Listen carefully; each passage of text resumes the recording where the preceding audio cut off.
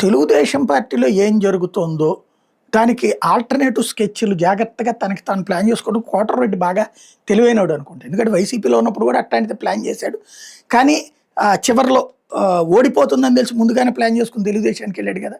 అంత స్కెచ్ ఉంది. గ్రౌండ్‌లో పబ్లిక్ ఒపీనియన్ అన్నిటిని జాగ్రత్తగా టాకిల్ చేసినే డెసిషన్ తీసుకుంటాడు. అందుకే 14 నుంచి ఎడతెరిపి లేకుండా విజయం సాధిస్తున్నాడు. వాస్తవంగా నెక్స్ట్ ట్రిప్ తన సోదరుడు గిరికి అప్పజెప్పేస్తున్నాడు అనుకున్నాం. ఆయన కూడా ముందు అనౌన్స్ చేసాడు నేను పోటీ చేయట్లేదని. ఆయన పోటీ చేయట్లేదు. ఇప్పుడు వాస్తవంగా ఇవాళ లోకేష్ నిన్ననే 33% రిజర్వేషన్ మహిళలకు ఇస్తా అన్నాడు. ఇది దీన్ని దృష్టిలో పెట్టుకుని 3 రోజుల ముందు తన కుమార్తె చేతన ప్రెస్ కాన్ఫరెన్స్. మామూలుగా ఈయన విజయంలో ఆమె పాత్ర సహజంగా ఉంటది. క్యాంపెయిన్ చేయడం అది. అట్లాంటిది ఫస్ట్ టైం ప్రెస్ కాన్ఫరెన్స్ పెట్టి ప్రెస్ కాన్ఫరెన్స్‌లో చప్పట్లు ఎవరు కొట్టరు. ప్రెస్ కాన్ఫరెన్స్‌లో చప్పట్లు కొట్టారంటే కార్యకర్తలను కూడా అక్కడ పెట్టారు. ప్రెస్‌ని కూడా ఎక్కువ మాట్లాడకుండా జాగ్రత్తగా స్ట్రాటజీగా చేసుకొచ్చారు. అమ్మాయి చక్కగా మాట్లాడగలిగింది. మంచి స్పీకరే. లోకేష్‌కి అభినందనలు చెప్పించడం, లోకేష్ గురించి ప్రశంసించడం, లోకేష్ అద్భుతం అని చెప్పడం ఇదంతా జరిపోయింది. స్క్రీన్ అంతా ఇప్పుడు అర్థమవుతున్నది ఏంటి? మహిళా రిజర్వేషన్ రాబోతుంది. ఇప్పుడు రేపు పొద్దున కోటరెడ్డి శ్రీధర్ రెడ్డికి, గిరిధర్ రెడ్డి కాకపోతే కూతురికి సీట్ అనమాట. 33% సీట్లలో ఖచ్చితంగా.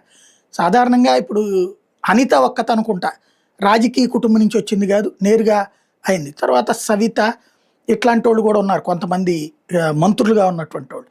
కానీ చాలామంది మాత్రం తెలుగుదేశంలో ఉన్నటువంటి వాళ్ళల్లో ఎమ్మెల్యేల్లో తండ్రి తరపున బిడ్డలో, తల్లి తరపున బిడ్డలో, ఇప్పుడు ప్రతిభా పార్టీ గారి అమ్మాయి అఖిల ప్రియ అంటే వాళ్ళ తండ్రి బిడ్డ లెక్కన ఇట్లాగ రకరకాలు ఉన్నాయి.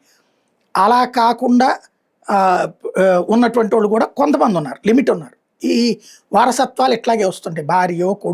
భార్యో కూతురో అలాగే తల్లో ఇట్లాంటి కాన్సెప్ట్. ఇప్పుడు ఆ కాన్సెప్ట్ కూడా చాలా స్ట్రాటజిక్గా తీసుకుని వచ్చారు.